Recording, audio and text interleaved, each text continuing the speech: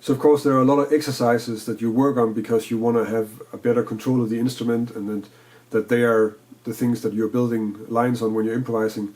But there's also some exercises that you maybe don't want to work on that much, but you can use them as a sort of systematical way to come up with new melodies. And that's what I'm going to talk about in this video. So the idea is that I'm just going to take a simple 1 octave 7th arpeggio, like this F major 7, and then I'm going to go over all the different combinations you have. So yeah, I'm going to look at all the ways you can play those 4 notes.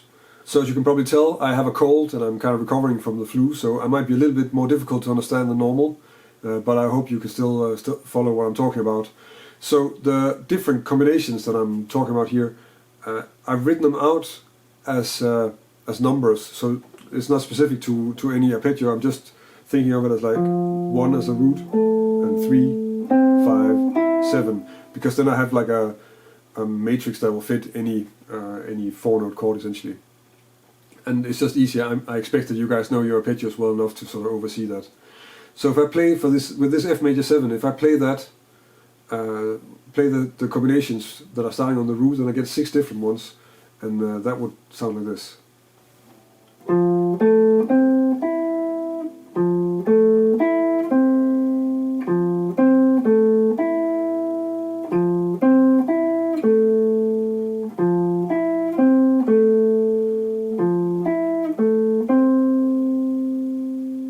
So the exercise now becomes not so much playing these different combinations, which of course in itself is also a useful technical exercise, but it's more about taking them out and then see if we can put them into a line, if we can use it to make music with. And in that way we can maybe expand our vocabulary a little bit. So if I take one of them, I'm going to write out these lines so that you can follow them in the video and see what I'm playing. But for now, so if we take one of the last ones, so if we take this one, which is 1, 7, 3, 5, and I'm using the F major 7 on a 2, 5, 1 and C, so I'm using it for the D minor, and if I make a line with that, then that could be something like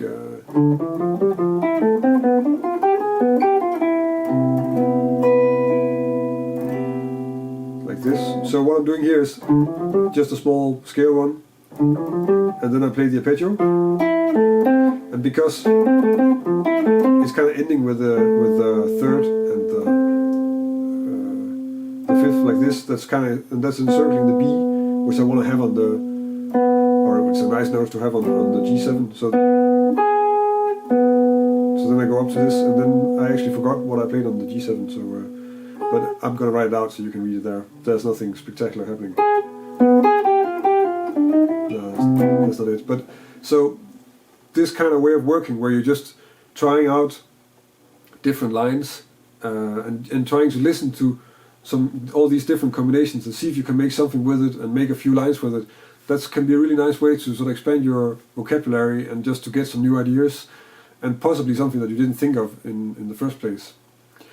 So the line that I played in the beginning is using this as well. So there I'm really using like a G7 altered, and I'm using this sort of concept on all the arpeggios that I am using. So the line sounds like this.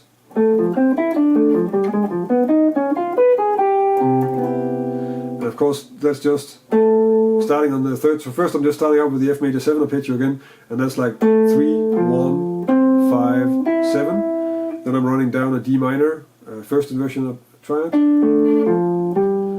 and then I'm doing 3, 1, 5, 7 on an F half diminished arpeggio, which is of course a really nice arpeggio for a G7 altered. And then I'm doing, so that's a 1, 3, 7, 5 combination on a D flat 7.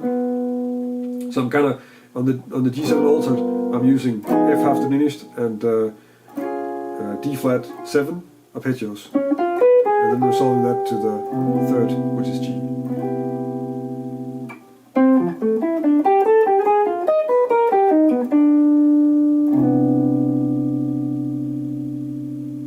So in this example I'm using 5, 1, 7 combination, and then D sus triad, and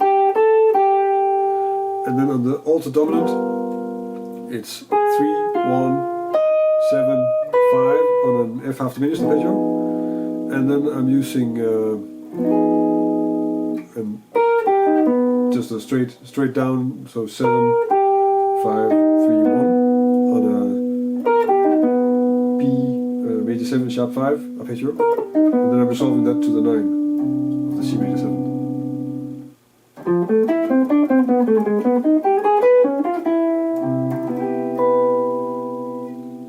So in this last example I'm using this combination, so 1, 3, 7, 5, and then I'm adding the scale run to it, and then I'm just playing an A flat minor major arpeggio. Of course you could look at this as being some sort of combination as well, but it's just the arpeggio.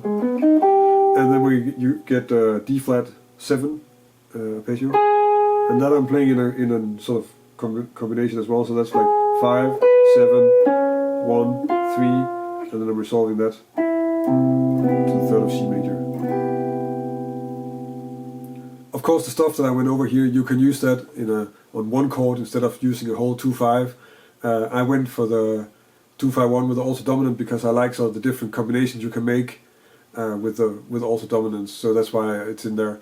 But if you do a similar version with just a C7 chord or on a static D minor chord, this will work just as well. It's not really about that, and I think it's also nice to, like, there are some things that we need to work on in terms of just being able to play the instrument, so we need to know our scales and our arpeggios and all that stuff. But if you take an exercise like this, then that's actually an exercise that's going to help your imagination and your creativity, and also you're going to sort of get better at making melodies with the stuff that you're working on. Because of course it's not enough to just know all your scales and all your arpeggios if you don't know how to put it together. And this is kind of forcing you to put together some stuff that works with a new thing, and then the new thing that I'm introducing here is just this combination of the notes of an arpeggio. And there's just one way to work on this, and it's not something that you have to do all the time, but it can always be kind of fun to do, and it's a good way to just get some new ideas, and also especially some larger intervals into your playing, which is probably one of the reasons why I like working with this, and why I do this once in a while. So that's one way that I approach this. If you want to download a PDF of the lines, and also you can also check out the matrix of combinations, then go to my website. In the article that's accompanying this video, you'll find that combination matrix, and you'll also find a PDF download of the examples that I went over in this video. If this is the first time you see one of my videos, you can of course subscribe to my channel. I publish a new lesson every Thursday, and I've been doing it for quite some time, so there's already really a lot of lessons on my channel. I also do weekly Q&As, so if you're checking out jazz guitar stuff and just trying to explore what's possible in terms of improvising with guitar, then this channel might be just the thing you're looking for. If you have any questions or suggestions or ideas for stuff I could do on topics I could do videos on, then leave me a comment on this video, or get in touch with me on social media. You can connect with me on Facebook, on Instagram, Twitter, Google+. And it's nice to get some feedback from you guys. It's also nice to get some ideas for new lessons. So any feedback is of course welcome. I hope you can understand what I'm saying, even though I have this gigantic cold. And that's about it for this week. Thank you for watching, and until next time.